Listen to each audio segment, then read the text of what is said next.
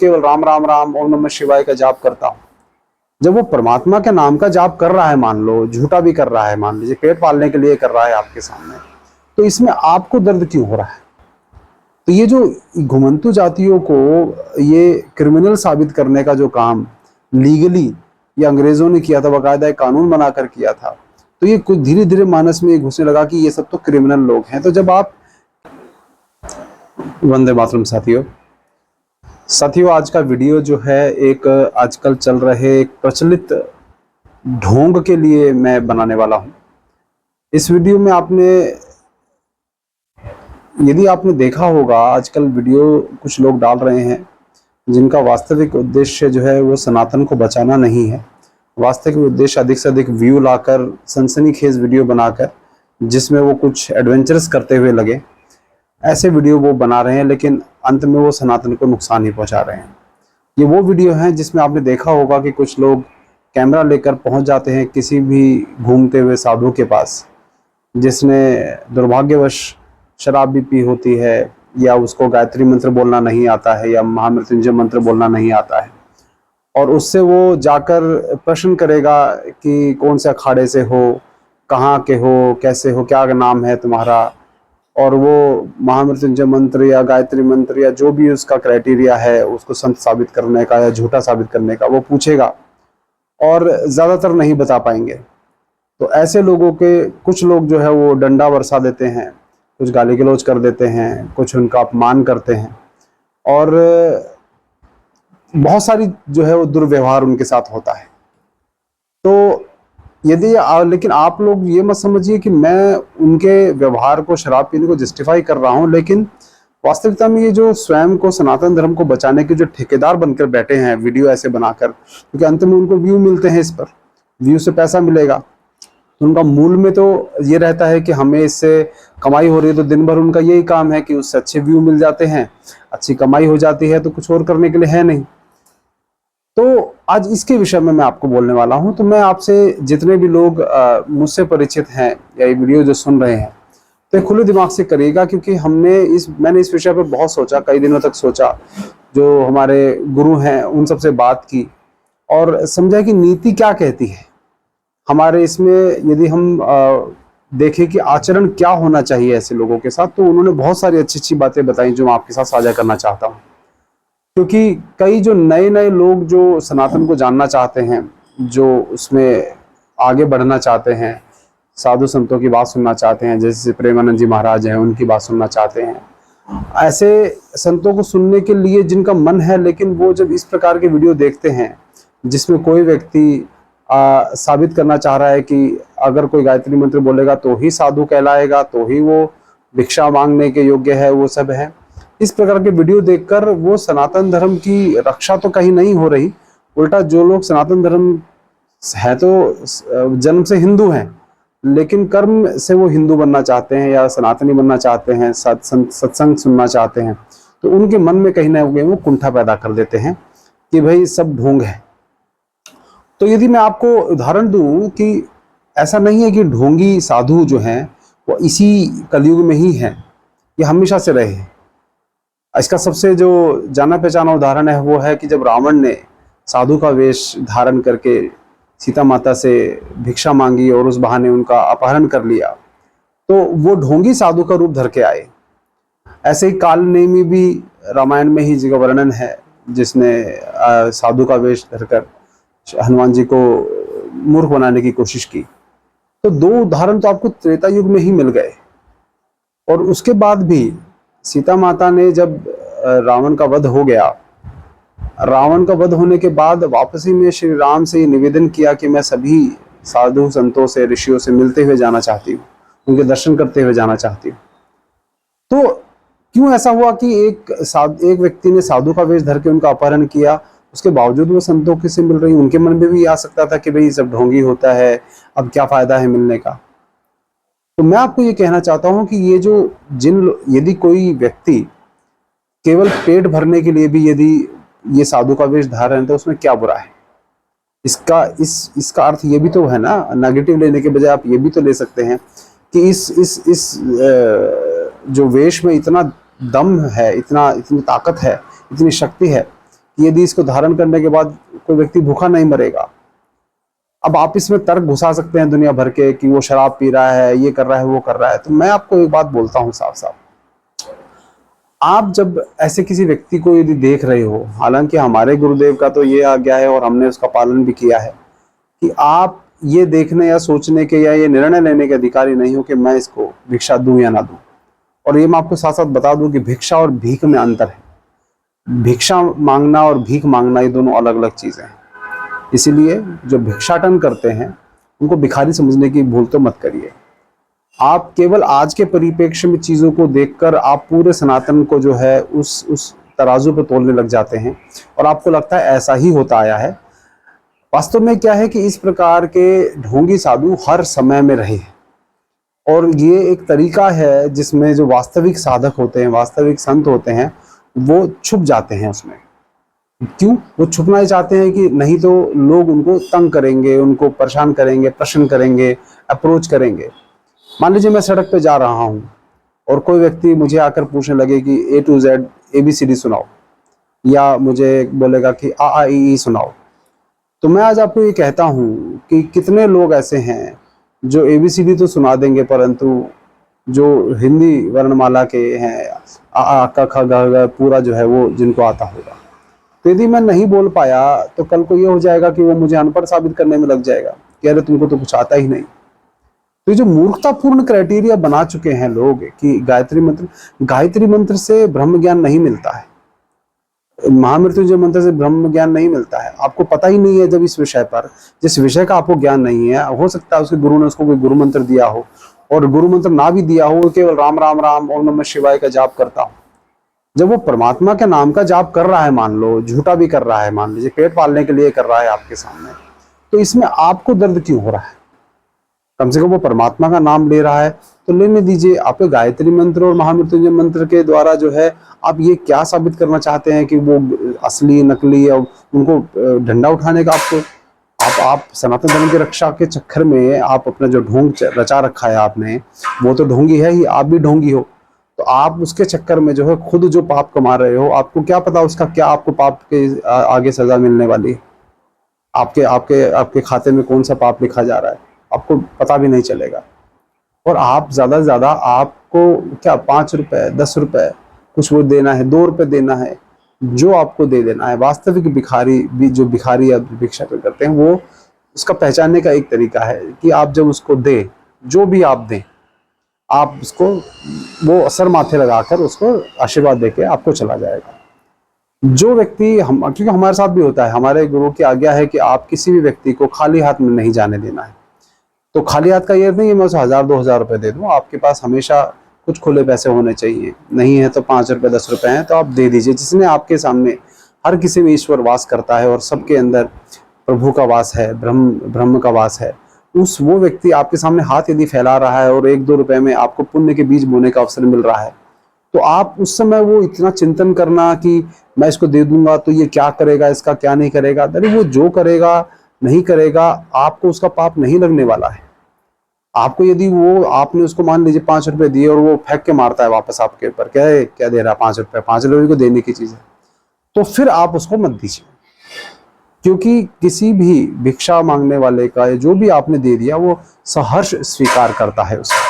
ये एक छोटा सा क्राइटेरिया है। मैं भी किसी को कभी 1 रुपए 2 रुपए दे दिया तो बच्चे छोटे छोटे होते हुए कहते तो चलता नहीं है जी आज के डेट में, तो मैंने कोई बात नहीं, आप फेंक दीजिए। गुस्सा नहीं करता हूँ मैं, क्योंकि आपको ये पुण्य कमाने का जो अवसर है वो आप छोड़ देते हैं सिर्फ इस चीज़ के ऊपर कि जो आप मॉल में जाते हैं, फिल्में देखने जाते हैं, दुनिया भर का आप खर्च करते हैं पैसा, 2 रुपए 5 रुपए के पीछे आप लोग जो हैं उनका सर्टिफिकेट मांगने लगते हैं कि तुम किस अखाड़े से हो, असली हो, नकली हो, शराब पिए हुए। ठीक है, आपको नहीं लगता मत दीजिए ना 4-5 रुपए। लेकिन आप जिस प्रकार के वीडियो बना के डाल रहे हो और हजारों लोग उसको देख रहे हैं, क्योंकि आनंद मिलता है ना, रस मिलता है कि देखो सनातन के लिए ये झूठे ढोंगियों पकड़ लिया, तो लोग देखते भी। खूब मैंने देखा लाखों व्यूज आते हैं। ये जो मैं वीडियो बना रहा हूँ इस पर उतने व्यूज नहीं आएंगे, ना मुझे व्यूज चाहिए। मैं तो चाहता हूँ कि जो लोग हमारे संपर्क में हैं, हमारे विचारधारा से जुड़े हुए हैं, वो कम से कम ऐसे गलत लोगों के प्रभाव में आकर साधु संतों को गाली निकाल कर पाप के भागी ना बने। अब वो असली नकली छोड़ दीजिए। आपको पता भी नहीं चलेगा कि कब किस रूप में, जैसे आपने कई पहले फिल्मों में भी दिखाते थे, कई कहानियों में कि ईश्वर जो है पता नहीं कैसा अजीब सा रूप धर के आपके सामने आ जाए, जो आपको लगेगा कि ढोंगी है और आप अपमान कर दो, और आपके हाथों से किसका अपमान हो जाए सिर्फ 2 4 5 रुपए के पीछे, 10 रुपए के पीछे। आप कभी कभी, मैंने देखा एक बार एक व्यक्ति भीड़ में से आया, मुझे 10 रुपए दे दो, तो मैंने लगा पता नहीं मुझसे मांग रहा है, ठीक है। अब आप कहोगे भावनाओं में क्या बिगड़ जाएगा आपका 5 10 रुपए में? आपको एक हो सकता है वो ईश्वर के रूप में आया, मुझसे ही मांग रहा है, 10 रुपए में आपको जो है वो पुण्य कमाने का, ईश्वर को कुछ देने का मौका मिल जाए, उस मौके को मैं 5 10 रुपए के पीछे क्यों छोड़ू भाई? तो आप देखो कि ज्यादातर जो ढोंगी हैं वो ढोंगी संत जो जेल वेल में पड़े हुए हैं, कई उसमें गृहस्थ हैं, तो ऐसे तो फिर गृहस्थ लोग भी ढोंगी हो गए। तो जो ढोंगी साधु होते हैं वो इस समय में भी हैं, और मैं एक दो के संपर्क में आ भी चुका हूँ, और मुझे समझ में भी आ गया कि वो केवल साधु का भेष बनाकर जो है लोगों को मूर्ख बना रहे हैं, और इस भेष का ताकत इतनी है, शक्ति इतनी है कि उनके गलत कार्य को भी लोग देख नहीं पाते। इसमें से एक जो है राजीव दीक्षित के साथी रह चुके हैं, तो राजीव भाई चाहते तो कभी अपना भी दाढ़ी वगैरह बढ़ाकर बहुत करोड़ों फॉलोवर कर सकते थे, खूब पैसा भी कमा सकते थे, लेकिन उन्होंने कभी ऐसा नहीं किया। लेकिन परंतु जो इनके ये साथी हैं, जिनके बारे में अलग से मैं कुछ दिनों में वीडियो बनाने वाला हूँ, इन्होंने तो गौ रक्षा या गौ विश्वविद्यालय खोलने के नाम पर अपना भेष साधु जैसा बना लिया, दाढ़ी बढ़ा ली, और 2 2 विवाह करने के बावजूद भी अपना भेष ऐसा बना लिया जैसे कोई साधु संत हो। और क्योंकि हमारे देश में जो है इस तरह का भेष बनाने के बाद आप पहले उसके प्रभाव में आ जाते हैं। एक और है जो सेवाग्राम में रहता था, आज उसने अपने नाम के आगे जैसे मेरा नाम वीरेंद्र है तो वीरेंद्रानंद सरस्वती करके नाम खुद ही लिख लिया। वो विवाहित है, भगवा वस्त्र पहन के अपने साथ बॉडीगार्ड लेके घूमता है। तो ये इस तरह के ढोंगी जो हैं वो हमारे देश में हैं, और ऐसा नहीं है कि नहीं है। तो परंतु इन सब के बावजूद जो है अच्छे संत भी हैं हमारे देश में, जिनकी मैंने आपसे पहले चर्चा की। तो आप लोगों को ये भी सोचना चाहिए कि अगर ढोंग करने में ये जो सब साधु हैं, इन सब के आप आरोप लगा रहे, तो आप खुद के गिरेबान में भी झांक के देखो, इतने घोटाले सारे जो ये करते हैं। तो अब आप कहोगे कि ये भेष धारण कर रखा है, वो कर रखा है, हाँ गलत कर रखा है, और गलत होंगे, हर युग में गलत है। लेकिन आपका क्या कर्तव्य बनता है? आपका ये कर्तव्य बनता है कि आप जाकर किसी व्यक्ति को पढ़ा लिखा साबित करने के लिए आ ई सुनने लग जाओ, कका गगा सुनने लगो, ना सुनाए तो आप कह दो कि ढोंग कर रहा है, तुझे नौकरी किसने दे दी, सरकारी नौकरी कैसे कर रहा है, तुझे तो कका गगा भी नहीं आता। ठीक है, वैसे ही आप सबसे एक निवेदन है मेरा कि आप यदि वो केवल पेट भरने के लिए भी झूठा वेश धारण करके भी झूठे भी राम राम का नाम ले रहा है, ओम नमः शिवाय कर रहा है, तो आपको केवल अपना सोशल मीडिया प्रेजेंस बढ़ाने के लिए उनका अपमान करने का अधिकार कैसे मिल जाता है? क्या आपने आज तक कभी किसी जो दूसरे धर्म के लोग हैं उनको इस प्रकार का वीडियो बनाते देखा है? अपने पादरियों के लिए, अपने मौलानाओं के लिए नहीं बनाते देखा। आप ही लोग हो इस देश की परम, ये देश अमेरिका यूरोप नहीं है। आप समझ जाओ इस बात को कि जहाँ पर यदि ये आपको पुण्य कमाने का अवसर यूरोप अमेरिका में तो उनको मिल नहीं रहा, क्योंकि वहाँ साधु संत नहीं है।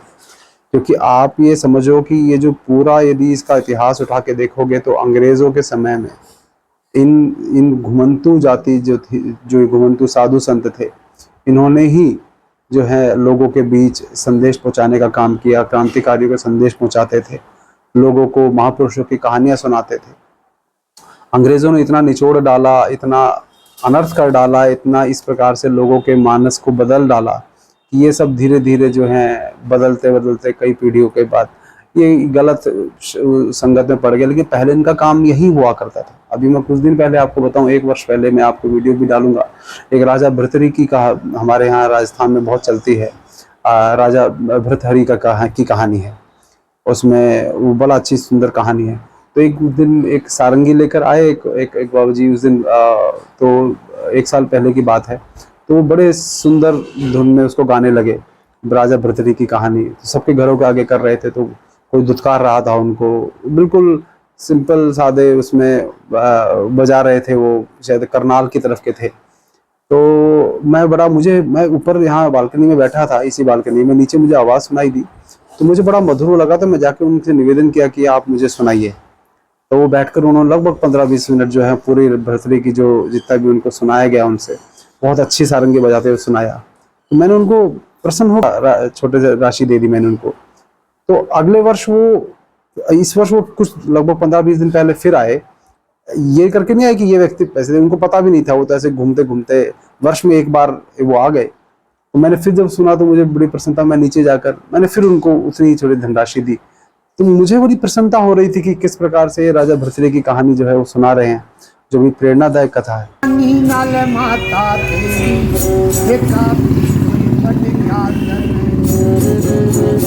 ओ क्यों कली गंदी नीति तू परिती तो लाले हर में मन जानाया बेटी रोवे दीपक नहीं लेके घर में। ये मन जानाया बेटी रोवे दीपक नहीं लेके घर में। ओ दीपक की शोभा खातिर के मेरे लाल करोड़ी लाया, मेरे लाल करोड़ी लाया, मेरे जब थे लाल करोड़ी तेरे सुसरे का है मान बढ़ाया। वही मान चला जा बारे कुल जावन आ गया टोटे कहे भाती तेरा धमकावे ना मेरी माँ। ये टोटे मलया गए बेटी धमकावे ना मेरी माया। तो ये जो घुमंतु जातियों को ये क्रिमिनल साबित करने का जो काम लीगली ये अंग्रेजों ने किया था, बाकायदा एक कानून बनाकर किया था, तो ये कुछ धीरे धीरे मानस में घुसने लगा कि ये सब तो क्रिमिनल लोग हैं। तो जब आप किसी उनको व्यवस्था को जो है तोड़कर उसको क्रिमिनल साबित कर देंगे लोगों की आंखों में, तो धीरे धीरे लोग क्रिमिनल बन ही जाएंगे। तो क्रिमिनल बनकर गलत आदतों में पड़ गए। लेकिन आपका सनातन हमेशा से ऐसे लोगों के लिए सम्मान करता रहा है कि जो घूमते हुए जो कुछ भी राम नाम भी ले रहे हैं पेट पालने के लिए, भले ही वो पेट पालने के लिए कर रहे हैं, लेकिन अपने गुरु मंत्र का जाप कर रहे हैं। तो ठीक जैसे फूलों को कांटे कांटे रक्षा करते हैं या फिर कांटे होते हैं उसमें, मतलब फूल आपको अच्छे लगते हैं लेकिन जब आप उनको लेने जाते हो तो कांटे चुभ जाते हैं। ठीक वैसे ही जब अच्छे संतों के सामने जो है ये गलत साधु जो हैं, ढोंगी साधु हमेशा उपलब्ध रहेंगे, जिससे कि असली साधक जो हैं वो छिपे रहें, उनको लोग परेशान ना करें। क्योंकि आप हमारे भी एक मार्गदर्शक संत हैं बहुत, उन्होंने कुछ दिन उनको गुरु की आज्ञा तरफ से आज्ञा हुई कि सब फोन वगैरह या जो भी उनके पास गौ रक्षा गौ माता की सेवा के लिए फोन वगैरह रहता था फोन बनाने के लिए, वो सब छोड़कर वो मैंने देखा हरिद्वार रेलवे स्टेशन कहाँ कहाँ जो है वो भिक्षा मांगने के लिए जो बाकी लोग भिखारी उनके साथ बैठ जाते थे, उनके वहीं पे वो कोई भिक्षा दे जाता था, कोई फल वाले रेडी से कोई फल ले लिया, मांग कर ले लिया। तो अब आप ऐसे हम वो बड़े बड़े बड़े ज्ञानी संत हैं, हमारे गुरुदेव के सन्यासी हैं। तो अगर आप कल को उनके पास जाके उनसे बोलोगे कि भाई आप गायत्री मंत्र सुनाओ, तो वो आपको नहीं सुनाएंगे। वास्तविक साधक हैं वो, क्यों सुनाएंगे? कौन हो आप सुनने वाले? क्या आपको अधिकार बनता है किसी से गायत्री मंत्र सुनो या वो सुनो वो सुनो? उनको तो बहुत कुछ आता है लेकिन वो आपको नहीं बताएंगे। तो आप क्या कहेंगे? ढोंगी है पेट पालने के, तो क्या हो गया पेट पाल रहे हैं तो मैं इस विषय को यही मैं आपको बोलना चाहता हूँ कि कृपया करके जो इस प्रकार के वीडियो बना रहे हैं उनसे निवेदन है बंद कर दो। कम से कम सकारात्मक पहलू दिखाओ जिसमें संतों के जो हैं वास्तविक संतों के दर्शन कीजिए। जैसे आजकल एक नया प्रारूप संतों ने शुरू किया है, वो बहुत मुझे अच्छा लगा, क्योंकि ये समय की मांग है कि इस प्रकार से सनातन के ज्ञान को और शास्त्रों के और संतों के ज्ञान को जो है लोगों तक पहुंचाने का जो प्रश्नोत्तरी का एक तरीका होता है कि लोग प्रश्न करें और उसको उत्तर दें। जैसे स्वामी राम सुखदास जी की जो पुस्तकें हैं उनमें भी आप देखेंगे तो प्रश्नोत्तरी की तरह जो है स्वामी राम सुखदास जी जो है कोई प्रश्न पूछता है उसका उत्तर देते हैं। तो बजाय इसके कि बड़े बड़े ग्रंथ पढ़ने की क्षमता सब में नहीं है, तो इस प्रकार प्रश्नोत्तरी जब होती है तो बहुत सारे मन के संदेह दूर होते हैं। तो ये बहुत अच्छा प्रारूप बनाया गया है जो अभी संतों ने, जैसे अनिरुद्धाचार्य हैं, वो हैं, अब प्रेमानंद महाराज जी हैं, गोवर्धन मठ के निश्चलानंद सरस्वती जी हैं, वो तो काफ़ी दिनों से प्रश्नोत्तरी को, छोटे छोटे प्रश्नों को 3-3, 5-5, 10-10, 15-15 मिनट के प्रश्नों को के उत्तर को जो है वो अपने चैनल पे डाल रहे हैं और बहुत ही गहन ज्ञान मिलता है उससे। तो इस प्रकार के प्रारूप को जो इन्होंने स्वीकार किया है उनको आप सुनना शुरू करिए। यदि आपके मन में ये संदेह आ रहा है, मैं ये नहीं कहता मेरी बात आप मानिए, आपके मन में यदि संदेह है तो आप अच्छे संतों को सुनिए। उसमें आपको इस प्रश्न का भी उत्तर मिलेगा कि आपका क्या कर्तव्य है, कि यदि किसी को देना है, आपने कोई दान देने का अवसर मिल रहा है तो छोड़ना है या क्या करना है, उसमें भी आपको उत्तर मिलेगा। लेकिन मैं ये कहता हूँ कि आप अपने पुण्य कमाने का अवसर मत छोड़िए। तो ये जो नया प्रारूप आया है इसके माध्यम से सत्संग सुनिए आप, क्या नाम जप का महत्व है ये सब सुनिए, जिससे आपके कार्य भी सिद्ध हों, आप में सनातन के प्रति, वास्तविक सनातन के प्रति जो है वो भाव पैदा हो, ना कि कुंठा पैदा हो। क्योंकि ऐसे वीडियो देखकर मन में कुंठा पैदा हो रही है, सनातन के प्रति प्रेम पैदा नहीं हो रहा है, ये आप महसूस करेंगे। तो यदि सनातन की रक्षा करनी है तो सकारात्मक जो पहलू है सनातन का वो दिखाने का प्रयास करिए। वास्तविक संतों को यदि दिखाना है तो हिमालय में जाइए, ये घूमते आप गंगा के किनारे हरिद्वार में या कहीं भी आप सड़क पे घूमते हुए, शहर में घूमते हुए दिखा देंगे साधुओं को। आपके लिए अगर एक वो पहलू दिखा रहे तो दूसरा पहलू भी दिखाइए ना। वास्तविक संतों का जो बैठे हिमालय में तपस्या कर रहे हैं उनके पास जाइए, पूछने का प्रयत्न कीजिए वो आपको कितना ज्ञान देते हैं। आपको किसी योग्य समझते भी नहीं है कि आपसे बात की जाए कि ना की जाए। और निवेदन है आपसे कि कभी भी किसी पर कानूनी रूप से भी आप किसी पर ऐसे डंडा नहीं चला सकते, मारपीट नहीं कर सकते।